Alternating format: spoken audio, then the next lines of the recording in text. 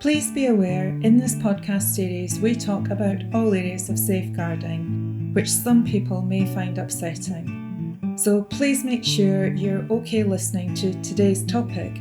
Be mindful of those around you, such as children, that you might not want to listen in. Hi, I'm SSS Safeguarding Director Sam Preston. And I'm former head teacher and content author Sara Spinks. So today we're discussing the draft guidance, recently released by the Department for Education on understanding and supporting children with gender identity questions. So they finally created this guidance for schools and colleges aimed at helping them navigate situations where children are questioning their gender identity. The guide focuses on sort of essential aspects that schools must consider. So let's start by taking a closer look at the key ideas outlined. And it's clear that schools are facing increasing numbers of children questioning their gender identity, sparking important discussions on how best to respond. That's right, Sam. And one of the crucial points highlighted in the guidance is the need for schools to balance the best interests of the child whilst creating a respectful and inclusive environment for all students. Yeah, and fostering that respectful environment involves not only, condemning bullying, but also actively promoting compassion and understanding among students and staff. Yeah, definitely. And another sort of key principle outlined in the guidance is the importance of involving parents in decisions related to a child's social transition, while also recognising that there may be rare cases where parental involvement could actually harm the child. Right. And while the guidance emphasises the legal framework within which schools operate, it also acknowledges the evolving nature of discussions around gender identity and the importance of language and terminology in creating inclusive spaces. Absolutely, Sam. But it's also important to note that there are differing perspectives on this guidance. For example, the lawyer Robin White, and she's a lawyer who specialises in discrimination and employment law, argues that it goes against the Equality Act 2010 by refusing to accommodate children who identify as transgender. I mean, she said gender reassignment is protected under the Equality Act as long as someone has a sort of settled intention to transition, either medically or socially. They have the protective characteristics of gender reassignment.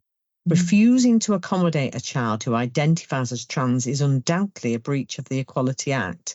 And it's the government's opening position in this guidance, and it's wrong.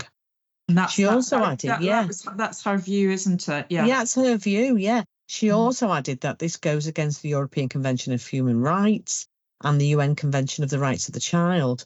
And she says that every child has the right to a personal life under these conventions. These rights require that the views and position of the child be taken into account. And if a child is saying very clearly that they identify as a different gender from their birth sex, then not accommodating that or making that very difficult is unlawful. So White is aiming to publish a full critique with the rewrite of the guidance, and she was hoping to get that done before the consultation close, which was on the 12th of March. So it'd be interesting to see if she actually got that done in time for that consultation closing, because it only closed a couple of weeks ago. So it's interesting, really. And with the Easter break, I'm guessing it'll be a while before we actually that becomes a discussion point. But it is a valid point, and it's clear that there are complexities and challenges involved in navigating these areas within the legal framework. It's essential for schools to respond thoughtfully and considerately to requests from students, while also ensuring that compliance with legal obligations. Yeah, definitely. And as Paul Whiteman from the NEHT has pointed out, there's still unanswered questions in this guidance, leaving school leaders in that sort of difficult position, because it's not an easy one to navigate at all. Yeah, I have to say, having looked at the guidance, I would absolutely agree with Paul on that one. And one aspect that the guidance focuses on is the importance of handling different situations comprehensively, including considerations related to registration, names, pronouns, access to facilities, uniforms and sports. Yeah. And while the guidance provides a framework for schools to follow, it's crucial for them to prioritise that the safety, the privacy and the dignity of all students, regardless of their gender identity. Very important. Yeah, absolutely. Absolutely. And I think, as schools grapple with these complex issues, it's essential for them to engage in open dialogue, consult with stakeholders, and ensure that their policies and practices are inclusive and supportive. And they're going to have to do that beyond just referring. This is not one area where schools can pick up a bit of DfE guidance and it's what, you do what it says on the tin, if you know what I mean. This is one where they're actually going to have to look at that guidance and say, what does that mean for my community? What does that mean for my school? How will I make that work? And it will be about consulting with stakeholders and really engaging. Yeah, definitely. And that individual child as well, because no two children are the same. And as Robin White emphasises, the guidance should be born out of love, inclusion and support rather than exclusion and discrimination. And I think her point on that is this isn't about that at the moment. Yeah, I think that's well said. I think there's too much. The focus is really not actually being in the right place here. And it's almost like dealing with something that's a problem rather than actually looking at something that we actually know that what we're doing in practice isn't meeting the needs here. And we need to think very carefully and, really think through how we're going to effectively respond and support both the children and their parents. I do hope that people had a chance to sort of maybe contribute to that consultation before it closed on the 12th of March, and been able to sort of have their say on this important matter.